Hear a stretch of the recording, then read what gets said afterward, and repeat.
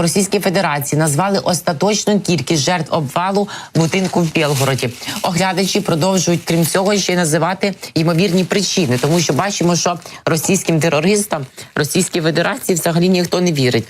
Вони ж то хочуть подати, що це київський терористичний режим веде постійні обстріли їхнього мирного населення, але всі розуміють, що це далеко не так уже давно, бо тисячі кадрів, тисячі відео, які сотні з'явилися в мережі, які проаналізували осі дослідники, показують одне, що щоб там чи підривалось зсередини, чи летило зовні, взагалі не було з української сторони від слова зовсім.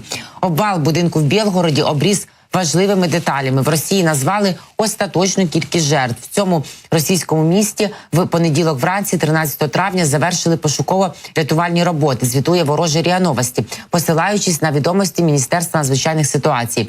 За даними МНС РФ, жертвами обвалу будинку стали 15 осіб. Пошуково-рятувальні роботи на місці обвалення частини будинку в Білгороді завершено, врятовано 17 осіб, стверджують у Росії. Військовий оглядач Тендар вважає, що будинок підірвали. За час цієї війни, пише він, я бачив багато вибухів житлових будинків, і я впевнений, що це зовсім інший. Судячи з характеру вибуху, він стався з середини будівлі. Я не бачу жодних ракет, а дим і уламки йдуть у бік. Я зациклив відео, каже він, щоб підкреслити це, пише експерт. За його словами, інцидент у Білгороді має всі ознаки того, що сталося 1999 року в Москві, коли російський диктатор приходив до влади, коли висотні будівлі було підірвано російською ФСБ, щоб тоді виправдати війну в Чечні. 12 травня, нагадаю, з'явилася інформація близько півдня, що в Білгороді прогримів вибух. Потім повідомлялося, що обвалився під'їзд багатоповерхівки з 10-го до 1-го поверху. За відомостями губернатора Білгородської області Слави Гладкова, внаслідок інциденту пошкоджено 62 квартири. Спочатку російська влада стверджувала, що жертв нет, і крім того, в Російській Федерації просто моментально ще до появи цієї новини стали стверджувати, що на будинок нібито упали ракети, запущені українською стороною. Але не складовочка методичок і не согласування почало одразу впадати в очі, тому що російські воєнні злочинці, воєнкори почали на перебій писати про те, що то летіло Штормшеду, то летіли,